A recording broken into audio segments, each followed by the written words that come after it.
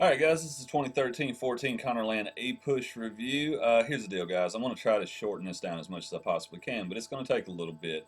I can only record 15 minutes at a time, so get ready for multiple parts of this coming down the line. Obviously this is not going to be your only resource for study, but it will help supplement what you've got in the review book and what you have on your timeline.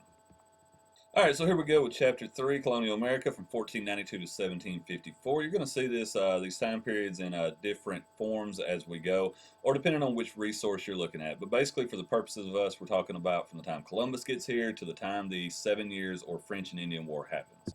So the first thing we've got to look at is what happens when Europeans finally come into contact with Native Americans. And before we even get to that, we need to talk about the first group of Native Americans they run into, and it's the Iroquois Confederacy. As you can see on the map, they're predominantly located in the northeastern part of the country in upper New York and points south from there. They were the most important Native American alliance at this time and also the most powerful, even though they weren't truly an official government thing in the way that Europeans or the way that we think about today. Next thing on our list is the Columbian Exchange and the trade that comes from it after there is contact through exploration with Columbus, obviously. The Colonial Exchange is talking about the exchange of plants, foods, and animals and disease that happens between the Old World, which is Europe, and the New World, which is the Americas. We'll be dealing with some of those effects as we go down the line, but the most important for our purposes at this point is the introduction of horses into Native American tribes, and also smallpox coming in as well, which, as we've talked about, wiped out upwards of 90% of the native populations in some of these places in the Americas. Next on the list are the similarities and differences between these natives and the Europeans as they show up. The first thing we're going to deal with is the similarities, and I apologize for looking at the book, but I don't have this whole thing memorized, guys, so got to do what I can. All right, as far as the similarities go, in both of these societies, it was both centered, and we're talking about the New World, it was both centered around the village. No big cities in this part of the world at this time, and in particularly the eastern part of the United States. And obviously, the Europeans didn't have enough people to come over here and build an actual city like we think about. So they both were tied around village communities. They also both shared a strong sense of spirituality. They both divided labor by gender, and they both depended on agricultural economies because of the lack of cities and the lack of industry or manufacturing at this point in both societies. Next are the differences, and the main one boils down to property rights. And what I mean by that is who gets to use land. With the native societies, everything was communal. Everything was shared by the entire tribe. So if you grazed animals, if you grew crops, if you hunted in forest, if you fished in streams, whatever it was, nobody owned those pieces of lands. They were all communally shared by the entire tribe or village or whatever you want to call it. The Europeans had a different sense of how property worked, and the fact that they believed in private property. In other words, nobody can infringe on your property. In other words, someone can't graze their animals on your land, or take crops from your land, or hunt on your land, or whatever it is. Okay, so when they come into conflict, it leads to some of the tensions that we'll deal with going forward, simply because the natives don't understand how the European system works, and the Europeans can't fathom how the Native Americans have gotten by without a sense of private property. All right, so now we move forward from the actual encounters between natives and colonists up into the colonies themselves. And the first group we're going to look at is the plantation colonies. And when I speak of those, I'm talking about the Chesapeake, or Virginia and Maryland. Those are the big two you need to associate with the Chesapeake. The first place we're talking about is Virginia, and it was founded by the Virginia Company, which was a joint stock corporation, joint stock company located in England. Now remember, a joint stock company is nothing more than an early version of a modern day corporation. People bought shares or stock in a voyage, in a venture, in the hopes of making money on down the line. You also need to be aware that tobacco was the crop that made Virginia important. It's the thing that made them profitable, and the fact that they were struggling for a long time until they figured out that you could plant tobacco in these places, ship it over to England. People loved it, obviously, because it's an addictive product, and you can make a lot of money. So it's the thing that is the turning point for colonies in North America.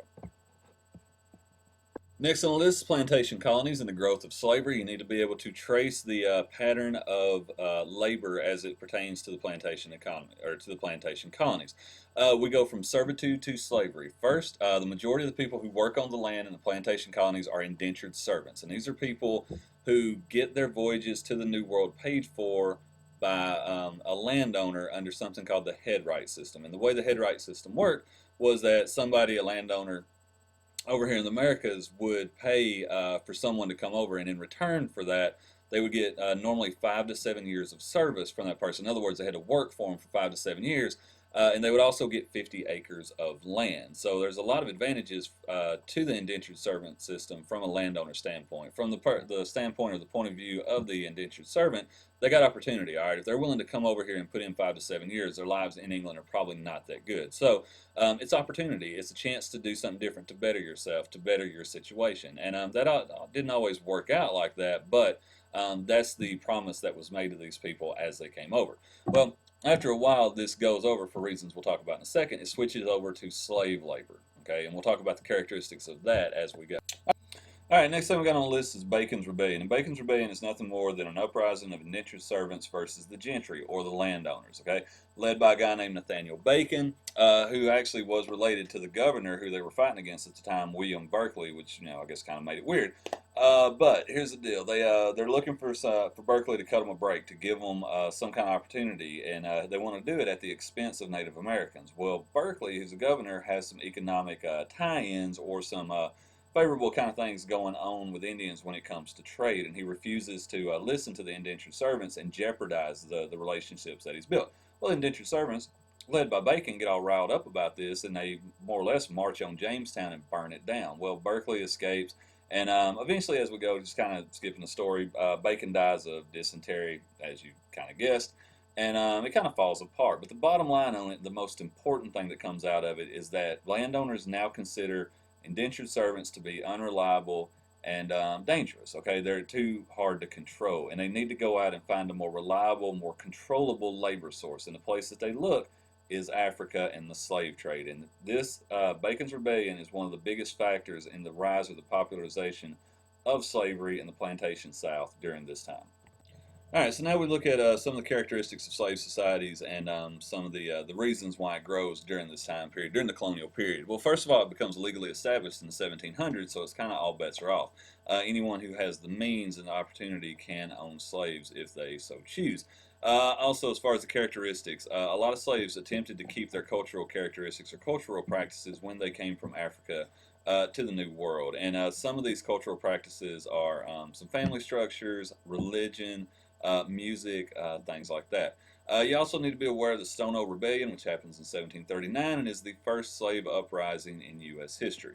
All right, so now we switch over from the Chesapeake colonies to the Massachusetts Bay Colony, which you may see referred to as the Northern Colonies. All right, so be able to differentiate between those two places. And when you talk about Massachusetts Bay, you've got to talk about the Puritans. And with the Puritans, they cleared out of England during this time. They were dealing with some religious persecution. They were dealing with some economic difficulties and a lot of things that made the New World seem like a way more attractive place.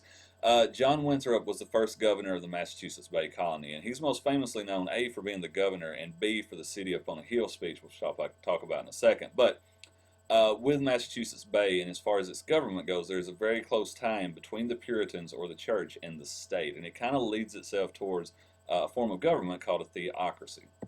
All right, guys, so Winthrop is probably best known for his City Up on a Hill sermon, which he gives to the Puritans as they get ready to colonize Massachusetts Bay.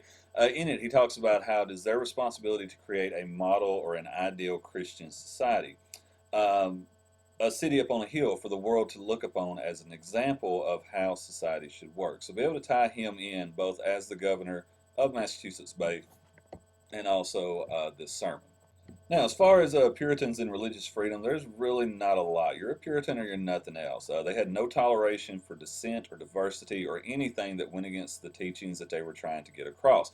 Now, that doesn't mean that there weren't dissenters in the Massachusetts Bay Colony, who we'll talk about in a second, in particular Anne Hutchinson and Roger Williams. All right, Anne Hutchinson was the first dissenter that we're going to discuss here, and basically what she did is she came out and she spoke out against the church teachings.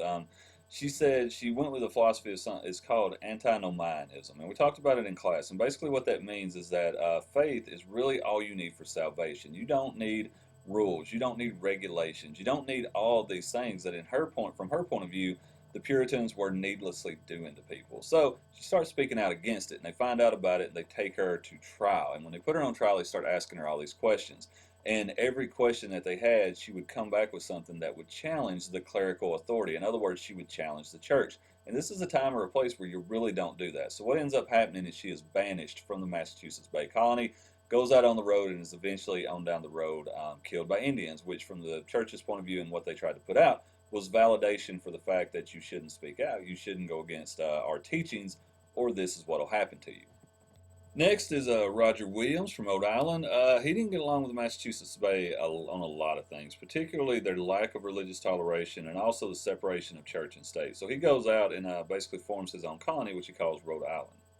All right, so things are not going that well for the Puritan Church at this time. They've got a lot of, a couple of big-time dissenters going on, and also they've been away from England for long enough that kind of the passion of the religion has begun to fade. In other words, they're losing members, and they've got to find a way to put butts in the seats, as I like to call it. They've got to up their membership. So what they do is they kind of modify their requirements for getting into become a member of the church by, kind of giving people an easy way to do it, and it's called the halfway covenant. Now, under this halfway covenant, if you became a member of the church, you were baptized and you were a member of the church, but you didn't receive full privileges. You didn't get to vote as part of the government or anything like that. So, like I said, it's kind of just a way for them to get church membership up and hopefully get some enthusiasm back into it.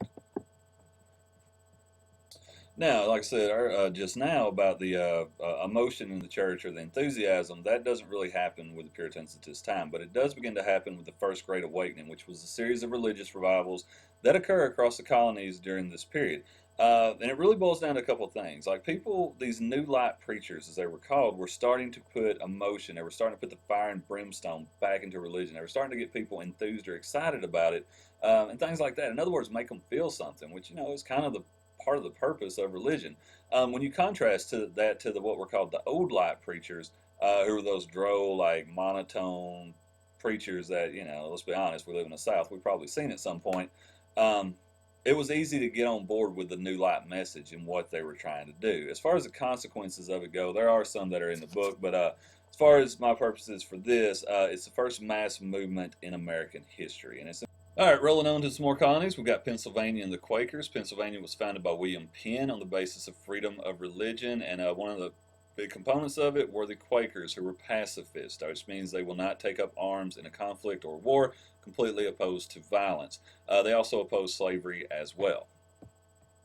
All right, next on the list is colonial society on the eve of revolution and some of the key features. Number one, you got a lot of new wealth in these colonies, and the fact that you have southern planters who are making a killing and northern merchants who are as well. Now, while this prosperity is not completely widespread, it is a lot more than has happened previously, even though the wealth is, kind of in the hands of few people.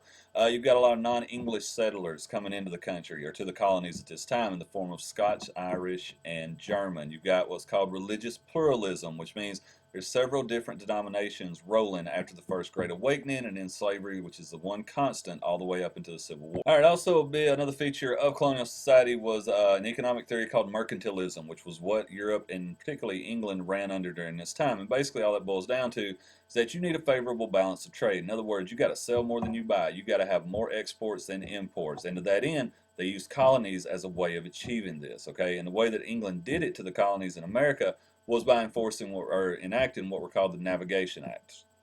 Now, what the Navigation Act said was that the colonies could only ship certain products that they sold to England. In other words, they couldn't trade with the rest of the world. For certain things, they only had to deal with England. Well, the colonies end up losing money out of it, so what they end up doing is smuggling, and they're able to do this because England is also under a policy at this time called salutary neglect. As far as women in colonial America, look, bottom line on it, when you got married, you lost your property rights. You became more or less the person you married. You lost your identity, for lack of a better term. Now, if you were single, it was a little bit different. There was some kind of individual and economic freedom, but know that once you married, you lost all of it.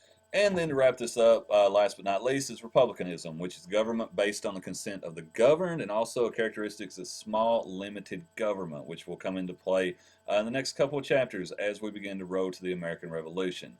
All right, that ends up the part one of the Connorland APUSH review. I promise to quicken these up a little bit as we go. I'm having trouble with timing, but multiple parts of it coming, so go ahead and get ready, and we'll see you on the next one.